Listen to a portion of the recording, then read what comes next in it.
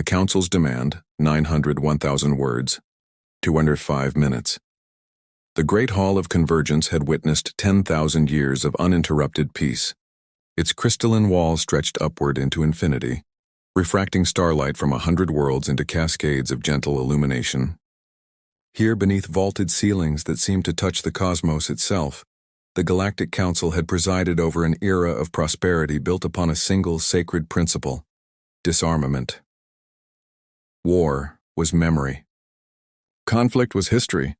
Violence was the ghost of a primitive past that civilized species had collectively abandoned, until humanity arrived.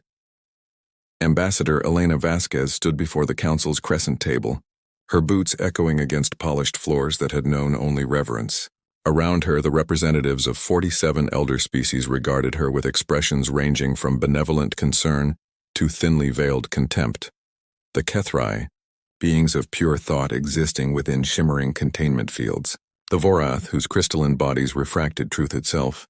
The ancient Saltheri, whose civilizations had risen and fallen before Earth's sun had finished forming. High Counselor Thanol, a Vorath whose facets gleamed with the authority of millennia, spoke first. His voice resonated through the chamber like wind through canyon stones. Ambassador Vasquez, we gather today not as adversaries but as concerned neighbors. Your species has been part of our community for barely 3 generations, yet in that brief time, humanity has done something unprecedented. He paused, letting the weight of silence press against her. You have expanded your military capabilities by 400%. Elena didn't flinch. She'd prepared for this moment since the Council's summons arrived 6 weeks ago. With respect, Counselor, we've expanded our defensive capabilities. There's a difference. A ripple of dissent moved through the assembled delegates. The HFY representative pulsed with agitated light. Semantics, Ambassador. You construct warships. You establish military installations on 16 different systems. You train soldiers in weapons designed to kill, not defend. We train our people to survive, Elena countered, her voice calm but unyielding. The galaxy may have forgotten what survival requires, but humanity remembers. Thanol leaned forward, his crystalline form refracting the starlight into sharp, cutting beams. The galaxy has not forgotten, Ambassador.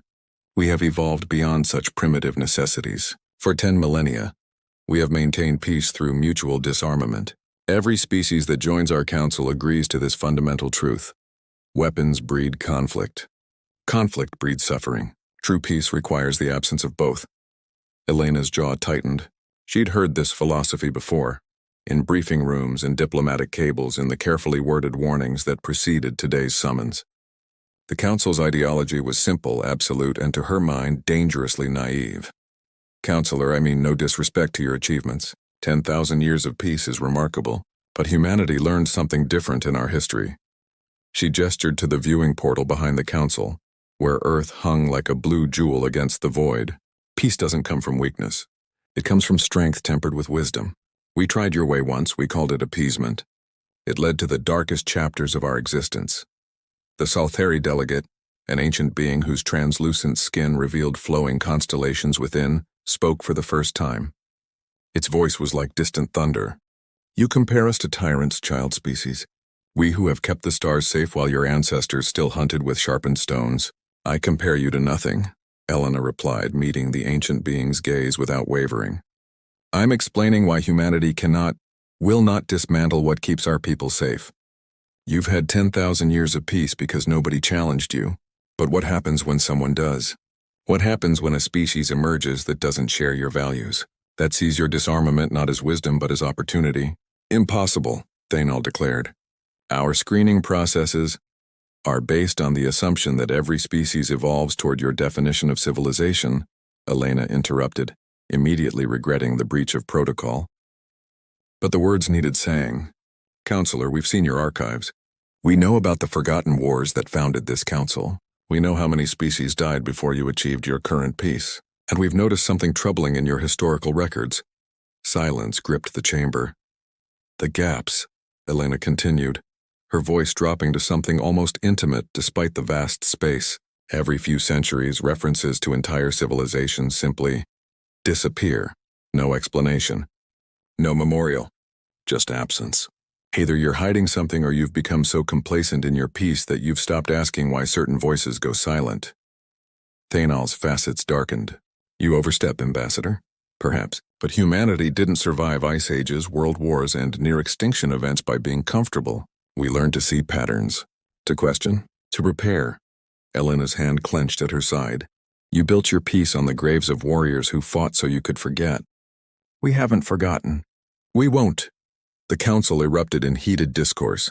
Lights pulsing, voices rising, the careful decorum of millennia cracking like aged glass. Through it all, Elena stood unmoved. A single human woman facing down the accumulated weight of galactic authority. Finally, Thanal raised a crystalline appendage, and silence fell like a hammer. The council will deliberate. But understand this, Ambassador. The galaxy has achieved something unprecedented. We will not allow one species, one young, reckless species, to threaten what has taken 10,000 years to build. His voice dropped to something cold and final. Dismantle your military within 1 standard year, or Earth will face isolation. Trade sanctions, technological embargoes, complete separation from galactic society. Elena straightened, her expression hardening into something the council had never seen before. The look of someone who had already decided the cost was worth paying. Then, I suppose, Counselor will have to learn to stand alone. The human delegation departed the Great Hall in silence, leaving behind a council that had never been defied, now facing a species that refused to kneel. Behind them, in the crystalline halls of ancient peace, something old and comfortable began to crack. And in the spaces between stars where darkness held its breath, something else stirred.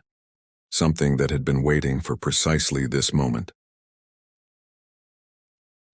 The fire rekindled 900 to 1,000 words, yawned per 5 minutes. 3 months after the Council's ultimatum, Admiral James Chen stood on the command deck of humanity's newest orbital station, Sentinel Prime, and watched the galaxy prepare to make an example of Earth. The tactical display showed them clearly. 47 Council fleets converging on Sol System's outer boundary, not warships. The Council had spent 10 millennia ensuring those remained museum pieces, but enforcement vessels, trade monitors, customs frigates, ships designed to blockade, isolate, and strangle. They thought it would be enough. Admiral, the Council is hailing us, his communications officer reported. Her voice taut with controlled tension. Put them through. Thanal's faceted form materialized in holographic detail, flanked by the Soltheri Elder and a dozen other representatives. The counselor's voice carried the weight of absolute certainty. Admiral Chen, this is your final opportunity. Stand down your defenses. Allow council inspectors to begin dismantling your military infrastructure. Accept the wisdom of peace. Chen studied the alien leader with eyes that had seen combat in the Jovian rebellions, had watched good people die defending mining colonies from corporate raiders before first contact had changed everything. Counselor, with respect, your peace was never wisdom. It was amnesia. Admiral, let me finish. Chen's voice cut through with parade ground authority. You've forgotten something fundamental about the universe. Peace isn't a natural state. It's not the default condition of existence. Peace is something you build, something you maintain, something you defend every single day. Your ancestors knew that.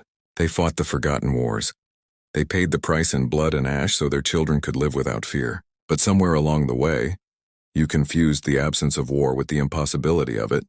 The Soltheri Elder's internal constellations flickered with something that might have been anger. You dare lecture us, humans? We who have maintained order across 10,000 years? No lecture, Elder. Just observation. Chen gestured to his tactical display. You call those enforcement vessels. We call them evidence. Evidence that you still understand the fundamental truth you pretend to have transcended. Sometimes you need the capacity for force to maintain peace. You've just outsourced the unpleasant reality to ships you call by prettier names. Sophistry, Thanal snapped. Those vessels enforce law, not war. And what happens when something shows up that doesn't care about your laws? Chen's question hung in the air like smoke. What happens when a species emerges that sees your precious counsel, the way ancient predators saw isolated prey? You've forgotten how to fight. You've forgotten how to defend. You've even forgotten how to remember why your peace was built on sacrifice. There is no such threat. The Kithrai representative pulsed with indignant light. Our screening protocols, our monitoring systems. The alarms cut through the debate like a scream. Chen's tactical officer was already moving, hands flying across holographic controls. Admiral, we're detecting massive spatial anomalies at 7 locations across the outer rim. Ships emerging from somewhere, configuration unknown, energy signatures off the charts. Sir, they're not in any database. The holographic display erupted with new contacts, vessels of impossible geometry, their hulls absorbing light rather than reflecting it. Where they moved, space itself seemed to twist, reality bending around their passage like water around stone, and they were firing. The first Council enforcement vessel died in silence. No explosion, no debris. One moment it existed, the next it was simply gone, erased by weapons that didn't just destroy matter, but deleted it from existence. Thanal's crystalline form flickered with something humanity had never seen in the Vorath before. Fear, that's impossible. Our sensors detected nothing. No approach vector, no. Because they didn't approach through normal space, Chen interrupted, his mind already racing through tactical scenarios. Counselor, how many of your species still remember how to fight? Silence answered him, the kind of silence that confirmed every fear humanity had voiced. That's what I thought. Chen turned to his crew. All ships, battle stations. Launch the fleet, Admiral. Thanal's voice cracked with desperation. You cannot engage an unknown threat. This requires careful analysis, diplomatic overtures. They already gave you their diplomatic overture, Counselor. They fired first. Chen's expression hardened into something carved from stone. Humanity remembers something you forgot. Evil doesn't pause for deliberation. It doesn't wait for you to be ready. It strikes when you're comfortable, when you're unprepared, when you've convinced yourself that the universe operates on your rules. Around Earth, humanity's fleet launched, not the bloated enforcement vessels of the Council, but ships built for war. Sleek destroyers that danced through void with lethal grace, carriers deploying fighter wings that moved like schools of predatory fish, dreadnoughts whose weapon systems humanity had designed, built, and tested despite every Council protest. Ships designed by a species that remembered. All vessels, Chen broadcast on open channels, ensuring every Council ship could hear. This is Admiral Chen of the Human Defense Fleet. We're moving to engage the hostile forces. Council ships, if you can fight, fight. If you can't, get behind our lines. Today you're going to learn why humanity refused to forget. The human fleet surged forward, weapons hot, crews ready, every ship carrying people who understood what the Council had lost. The knowledge that peace without strength is just a pause between disasters. In the Great Hall of Convergence, ancient species watched in stunned silence as humanity, young, reckless humanity, rushed toward battle against an enemy that had emerged from the darkness there. Peace had failed to guard against, and as human ships engaged the unknown threat with tactics 10,000 years of peace had never needed to develop, as humanity's weapons found their marks where Council sensors had detected nothing. Thanal understood with terrible clarity what they had done. They hadn't evolved beyond war. They'd just grown soft enough to be slaughtered, but humanity hadn't forgotten.